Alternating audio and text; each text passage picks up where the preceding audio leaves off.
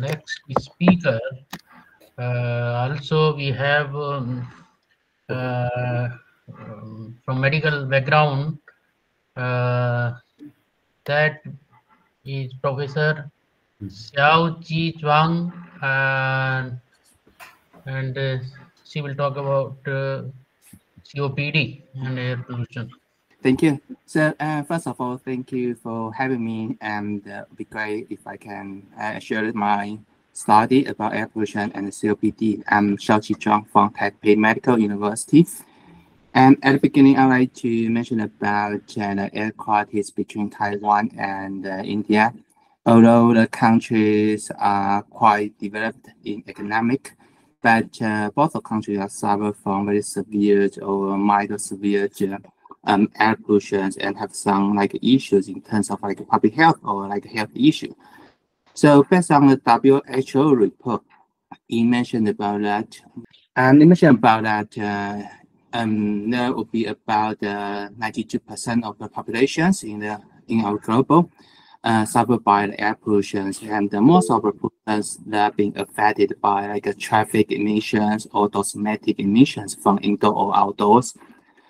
So in clinics, most of the people or clinicians, they recognizes the effect of like seasonal variations, such as like asthma, COPD, chronic obstructive pulmonary disease. And traditionally, based on textbook, they do believe that this kind of disease will be affected by the seasonal variation. However, more and more evidence showing that air pollution or climate changes could be much more important in terms of this kind of seasonal effect, in terms of contributing to the chronic respiratory disease. If we're looking at a pattern here by different seasons, so if for take asthma, for example, it's not really so significantly being affected in terms of like a season. But if you're looking at like asthma or like infection disease, you can see more significant seasonal patterns in response to the kind of disease development. So I would like to spend a few more minutes to mention about what is a COPD. COPD is two types of phenotypes. One is bronchitis, the other one is emphysema. After exposure or environmental insult, it's causing like oxidative stress or inflammations. This kind of low levels of the oxidative stress or inflammation could lead to the bronchial wall thickness increase or to destruction the alveoli. So that would lead to like airflow trapping or leading to like shortened breathing in this kind of patients. But COPD is really an important public health issue because it's 3 million of people died each year due to the COPD, and the COPD is the third leading cause of death globally. But most of people do believe that COPD is associated with cigarette smoke exposure. Based on the Lancet Respiratory Medicine report by 2002, there would be about 55% of the global burdens are counted by the non-smoking COPD. So that means there's still remaining a lot of portions of COPD patients not really associated with the cigarette smoke exposure. So based on the COPD clinical guideline, they try to differentiate the COPD by different endotypes. So first of all, it's associated genomics, and the other one is due to the developmental exposure. And they classified the COPD into two based on the cigarette smoke exposure, which causes COPD-C, or biomass and air pollution exposure, COPD-P. So that means there will be different phenotypings by exposure to cigarette smoke or air pollution in COPD patients. So is there any phenotypings that we can identify for air pollution exposure? At the beginning in our lab, we conduct an occupational cohort first.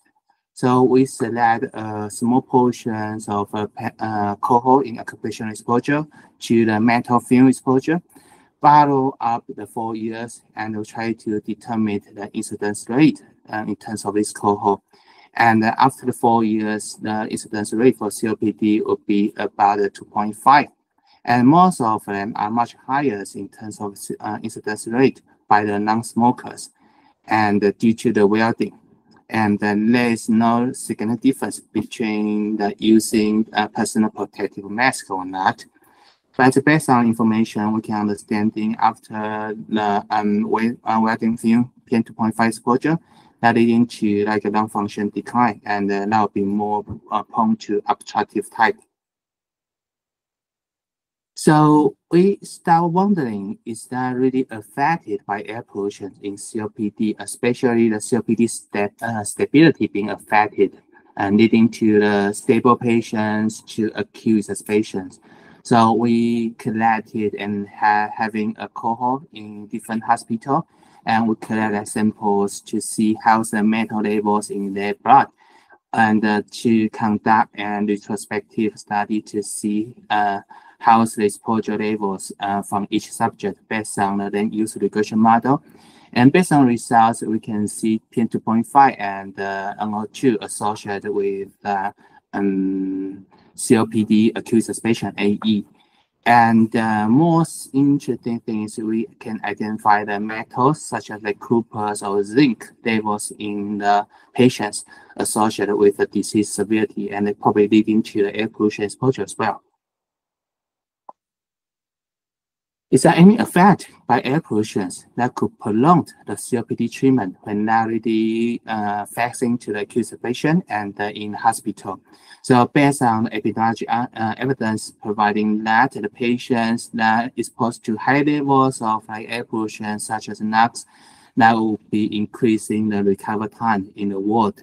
So that means the air pollution is not only associated with like a disease development leading to the lung function decline, they also could leading to like change the disease stability and to increase the disease treatment difficulty.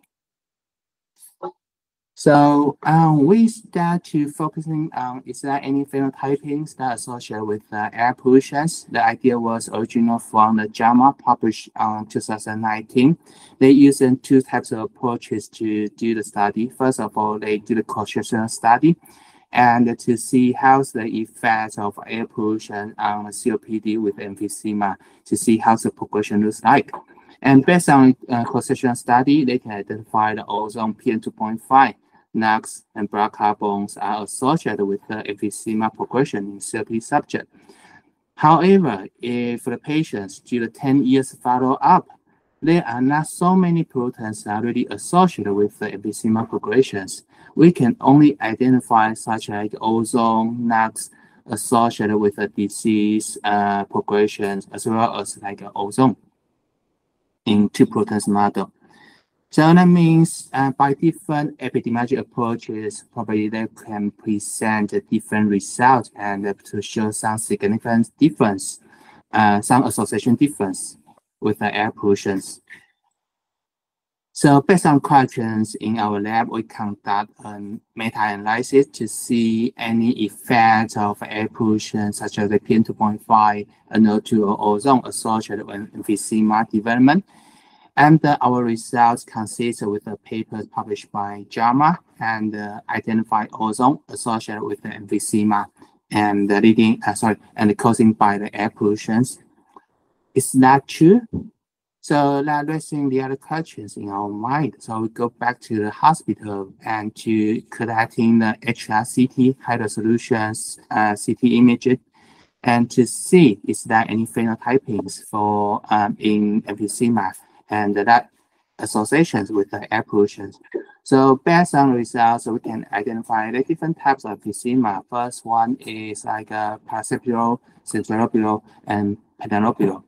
And in our result, we can identify pentalobular is much more associated with the gas pollutants, especially for the ozone. And is there any difference between particle or gas pollutant on emphysema severity? And based on result, we can identify the ozone could leading to more diffuse lung injury, but for the particles, it's more leading to the distal emphysema, so leading to a distal lung injury. So that makes sense because the particle size are too small, too tiny, when the particle being really inhaled into our lungs, it would be much easier to kind of depends on its particle size, the positions and different lung regions, and having a more chance to interact with the alveolar epithelial cells by the tiny particles, especially for like nanoparticles. So we go back to do the animal study because we try to identify the problem of question based on epidemiology and want to confirm it by our animal work. Traditionally, we prepare particles in PBS and use intratracheal insulation or nasal administration to the animals. But the problem is that this kind of approach is leading to acute phase, but this cannot be really being conducted for repeatedly because that would be kind of like a man-made injury by the insulation process. So we cooperate with the professors in the National Taiwan University to build out an in-house and long-term concentrated air pollution exposure system. So we put the mice in here and to do the 3 months exposure. And one group is with a HEPA filter. So remove most of the particles and leading to gas pollutants only.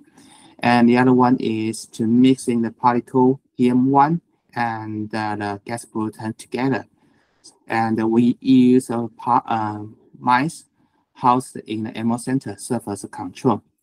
So we conduct experiment for 3 months. At the same time, we monitor the PM2.5 daily in terms of its mass concentration, number concentration, and we can see how the gas pollutant looks like. So we can get a more precisely exposure levels during our experimental campaign.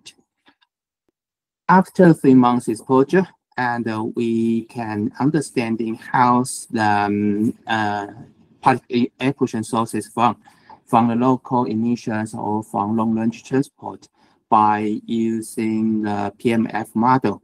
So in our study, there were 2 dust storm periods affected, or many come from mainland China, and we collect particle for metals examinations by the ICP-MS daily, same as like PAH. You have 1 minute.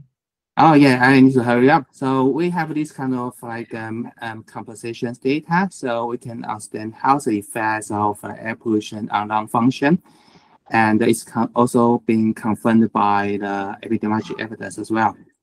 And in the end, we use the CT image again to see how the MVC might look like. The red dot means the severity and distributions of emphysema. And we also can observe the air wall thickness by air pollution exposure for the 3 months. So in summary, emphysema may be the phenotyping for air pollution in COPD, and the physical chemistry of PM2.5 contribute to the lung injury.